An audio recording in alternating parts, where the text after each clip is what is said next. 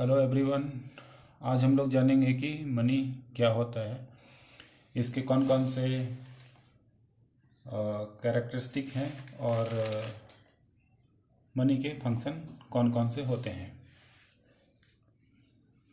तो सबसे पहले मनी के विषय में जानते हैं कि money is anything that is generally acceptable as means of payment in the settlement of all transaction including debt. Money कुछ भी हो सकता है जो कि जनरल एक्सेप्टेबल हो सोसाइटी में, मनी पेमेंट के फॉर्म में, जो किसी भी ट्रांजैक्शन या किसी भी उधार को चुकता करने के लिए दिया जाए। तो money has power to buy things directly in all market. तो मनी जो है वो किसी भी चीज़ को मार्केट से डायरेक्टली खरीदने का पावर रखता है।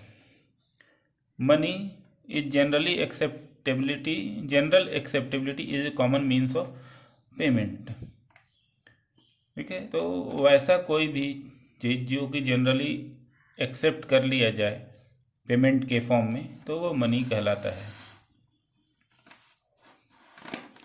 Money is accepted as a medium of exchange for payment of goods and service and repayment of debts in a specific country। Money है वो मीडियम ऑफ एक्सचेंज के रूप में यूज होता है। जो भी हम लोग गुड्स एंड सर्विस का उपयोग करते हैं, या हम लोग कोई लोन ले रखा है या कोई कर्ज ले रखा है, तो उसके रिपेमेंट के लिए जो भी हम लोग पैसे अदा करते हैं तो वो मनी ही है। तो मनी एक जनरल एक्सेप्टेड फॉर्म है जिसको कि हम लोग किसी भी चीज़ के लेन देन में भुगतान के रूप में यूज करते हैं। Throughout history government adopted different form of money such as gold, silver, coin and bank notes. अगर हम लोग इतिहास में देखेंगे तो मनी के रूप में बहुत सारे चीज़ों का यूज हुआ है। सोने के सिक्कों का यूज हुआ है, चांदी के सिक्कों का यूज हुआ है। ठीक है, और बैंक नोट्स जो अभी करंट में चल रहे हैं और कॉइन्स का यूज होता है। अब इसके बाद है कैरेक्टरिस्टिक ऑफ मनी। तो मनी के 7 कैरेक्टरिस्टिक होते हैं। पहला कि durability, second portability, third divisibility, fourth uniformity, fifth limited supply, sixth acceptability and 7 stability. तो मनी के 7 कैरेक्टरिस्टिक हैं। तो पहला कैरेक्टरिस्टिक है general acceptability. General acceptability is the important quality of money.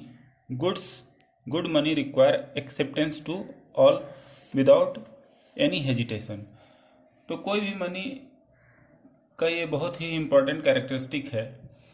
कोई भी मनी एक अच्छा मनी तभी हो सकता है जो ऑल ओवर सोसाइटी में इजीली एक्सेप्टेबल हो।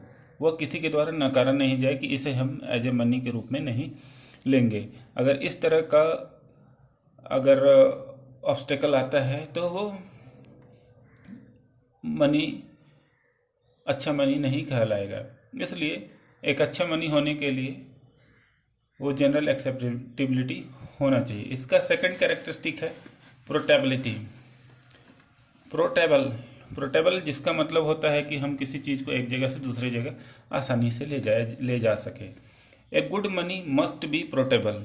इफ पीपल कैन कैरी और transfer money from one place to another place then it is a good money.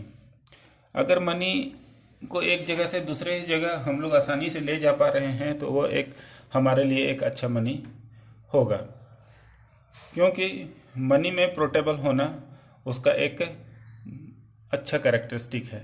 अगर मनी को हम लोग एक जगह से दूसरी जगह पर शिफ्ट नहीं कर पाते हैं इजीली, तो वो मनी अच्छा मनी नहीं होगा। तो पोर्टेबिलिटी एक अच्छा कैरेक्टरिस्टिक है। थर्ड है ड्यूरेबिलिटी।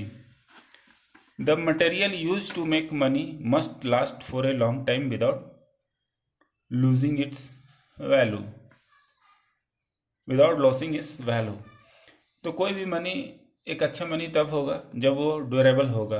ड्यूरेबल डैट्स मीन कि वो सालों सालों तक वो चलता रहे, वो उसमें किसी भी प्रकार का क्षय नहीं हो, मतलब कि उसका टूटना ना हो, वो खराब ना हो, तो वो मनी का एक अच्छा गुण होगा। इसके बाद नेक्स्ट है divisibility. Divisibility of money is important quality. If someone wants to buy a smaller unit of commodity, then divisibility of money can make it possible। तो किसी भी मनी में एक अच्छा मनी होने के लिए उसमें डिविजिबिलिटी होना चाहिए। अगर वो डिविजिबिलिटी नहीं होगा तो वो अच्छा मनी नहीं होगा, क्योंकि अगर कोई भी व्यक्ति दुकान में जाता है और कुछ खरीदना चाहता है और उसके पास 200 रुपये का नोट है, तो वो उससे कम अमाउंट का कोई सामान खरीदना चाहता है, तो डिविजिबिलिटी होने पर ही वो उससे कम का सामान खरीद पाएगा। ए 200 bill can be exchange for other denomination, से 100, 50, 20 एंड 10 etc। तो डिविजिबिलिटी है वो मनी का एक इम्पोर्टेंट कैरेक्टरिस्टिक है। नेक्स्ट है homogeneity. Homogeneity means same. Two same value currency notes or coin must be some value. Nobody can distinguish between two currency note of same value। तो जो दो करेंसी होंगे, एक ही वैल्यू के दो करेंसी होंगे, तो उनमें किसी भी तरह का डिस्टिंग्विश नहीं किया जा सके। Two notes of ₹100 must be identical to each other।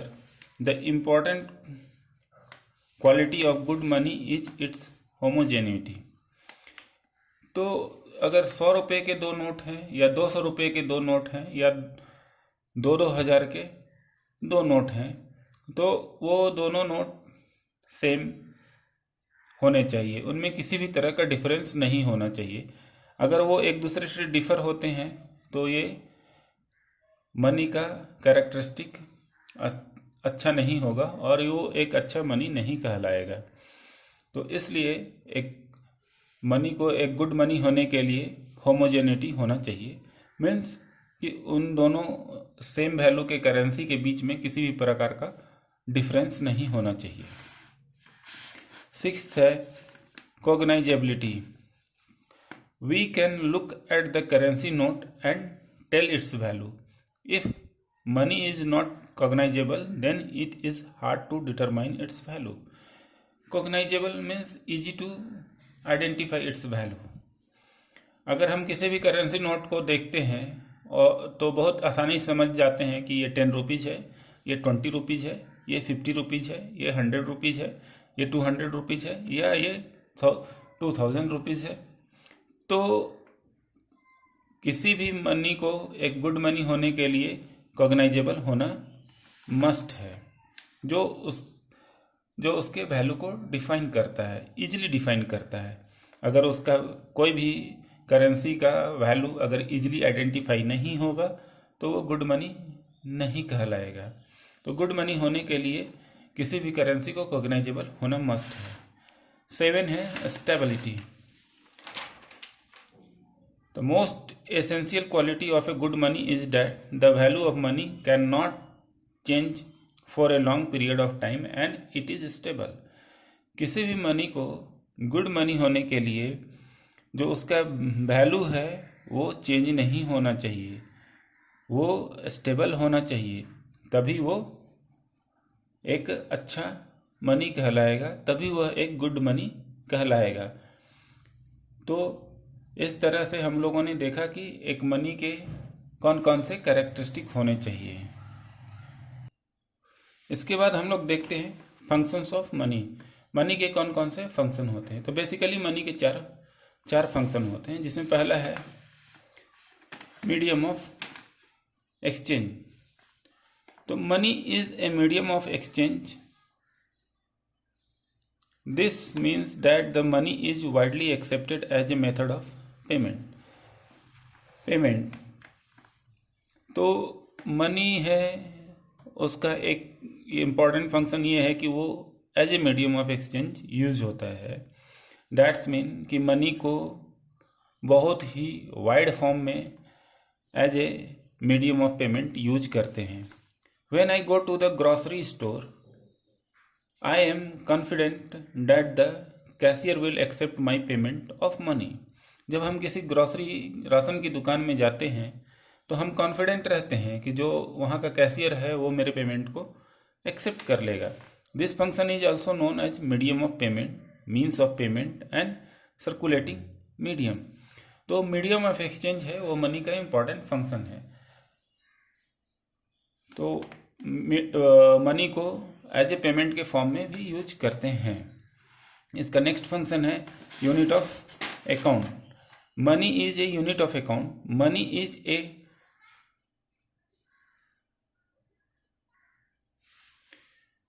a device we use to measure value in economic transaction।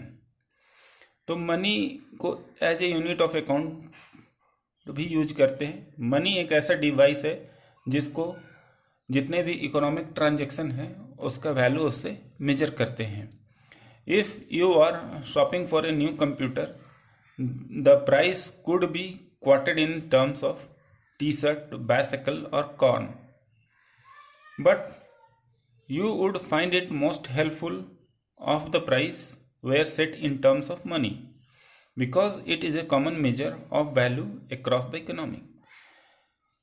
तो मनी को यूनिट ऑफ अकाउंट के फॉर्म में यूज करते हैं। जब भी किसी चीज़ का प्रोडक्शन होता है तो उसका मेजरमेंट हम लोग मनी के फॉर्म में करते हैं।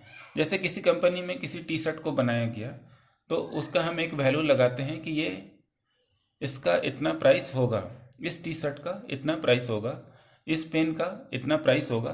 तो जिस भी चीज़ का प्रोडक्शन होता है, इकोनॉमिक ट्रांजैक्शन होता है, तो उसको हम लोग मनी के फॉर्म में ही मेजर करते हैं। अगर हम किसी कंप्यूटर में शॉपिंग स्टोर में गए हैं और नए कंप्यूटर खरीदते हैं, अगर उसका प्राइस कि इस कंप्यूटर का प्राइस 1000 टी शर्ट है, इस कंप्यूटर का प्राइस 2 बाइसिकल है, या इस कंप्यूटर का प्राइस 1 टन कॉर्न है, तो वो बहुत हार्ड होगा हम लोगों को पेमेंट करने के लिए।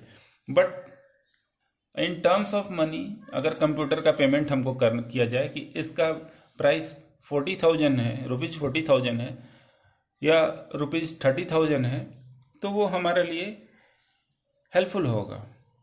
बिकॉज ये पूरे होल इकोनॉमी में एक कॉमन मेजर ऑफ वैल्यू के रूप में यूज होता है। इसके बाद नेक्स्ट है deferred payment. Money serve as a standard और unit in terms of which deferred और future payment are stated. This applies to payment of interest, rent, salary, insurance, premium etc। तो डेफर्ड पेमेंट तो money को एक standard और unit के term में जो फ्यूचर पेमेंट होते हैं उनके लिए भी यूज होता है। जैसे कि मुझे इंटरेस्ट पे करना है तो मैंने पे कर दिया, रेंट पे करना है तो पे कर दिया, सैलरी पे करना है तो मैंने मनी के फॉर्म में ही पे कर दिया, या किसी इंश्योरेंस का पेमेंट, प्रीमियम का पेमेंट करना है तो भी हम लोग मनी से ही करते हैं। तो मनी को डेफर्ड पेमेंट के रूप में भी यूज किया जाता है। इसके बाद नेक्स्ट एंड लास्ट है store of value. People can hold their wealth in the form of money. Holding of money is more effective way to storing value such as the corn which might rot. तो money को हम लोग store कर सकते हैं, बहुत easily store कर सकते हैं। कोई भी व्यक्ति अपने जीवन में जितना भी धन कमाता है, चाहे वो सर्विस से हो या बिजनेस से हो, तो उसे वो चाहता है कि स्टोर करके रखें। तो वो उसे कैसे स्टोर करके रखेगा, क्योंकि उसे वो मनी के फॉर्म में बहुत इजीली स्टोर करके रख पाएगा। अगर कोई किसान है, वो अपने खेत में बहुत सारे फसल को उपजाता है, तो वो उसे उस फॉर्म में, वो उसके लिए उसका वेल्थ है, वो उसे उस फॉर्म में स्टोर करके नहीं रख सकता है, क्योंकि हो सकता है वो साल, 2 साल, 5 साल के बाद वो बिल्कुल सड़ गल के ख़त्म हो जाए। तो इसलिए किसी भी चीज़ को हम लोग मनी के फॉर्म में स्टोर करके रख सकते हैं। कोई भी व्यक्ति अपना जो वेल्थ है उसे मनी के फॉर्म में इजीली रख सकता है। तो इस तरह से आज हम लोगों ने जाना कि मनी क्या होता है, मनी के कौन कौन से कैरेक्टरिस्टिक हैं और मनी के कौन कौन से इम्पोर्टेंट फंक्शन हैं। तो फिर हम लोग इसके बाद नेक्स्ट क्लास में किसी नए टॉपिक के साथ मिलेंगे। अगर आप लोगों को मेरा यह वीडियो अच्छा और जानकारी वर्धक लगा तो इसे लाइक और शेयर ज़रूर करें और मेरे चैनल को सब्सक्राइब अवश्य करें। Okay, thank you.